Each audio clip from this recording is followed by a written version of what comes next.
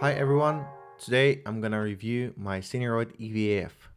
I will only go through the main points here, but a full reading review can be found on my website budgetfilmmaker.co.uk. See the link in the description bar. This review is based on Cineroid's performance with Canon 5D Mark II, so some points will not apply to other cameras due to 5D's poor HDMI output. So let me start with the good points, the reason why I bought it. I hate how cheaper monitors show the image coming out of 5D. Resolution drops, image stretches out, creating an ugly image. Cineroid handles 5D signal quite a bit better.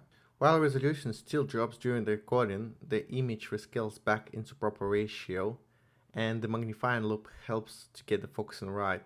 The other feature that really appeals to me is the HDMI look-through. To me, that means I can have a proper scaled image while the director can watch the image looping through into any other monitor. I've used this feature a couple of times, and this is one of my favorite things about the Cineroid.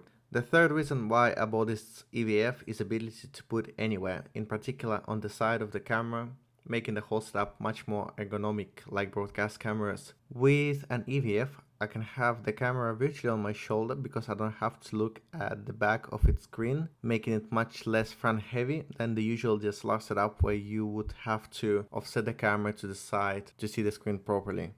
I like the flip out feature of this EVF. It's really useful when you want to show the image to someone or when you just want to use this EVF as a mini monitor. The magnets hold the loop well in place, so no problems there.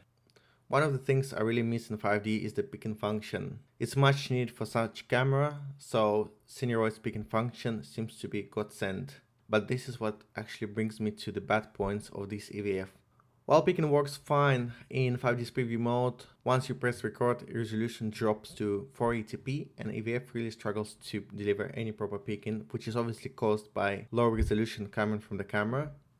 And it's camera specific. It still works on high contrast objects, but doesn't work nowhere as good as it would from 1080p signal. The picking will probably work just fine on other cameras, including Canon 7D and bigger camcorders like Sony's f3, FS100 and Panasonic's AF101. But if you have a 5D like myself or one of the other Canon DSLRs with poor HDMI out, don't expect to get much out of the picking function. One of the other problems I get with my 5D is the unstable performance. Almost 50% of time when I press record, screen goes to black and stays black.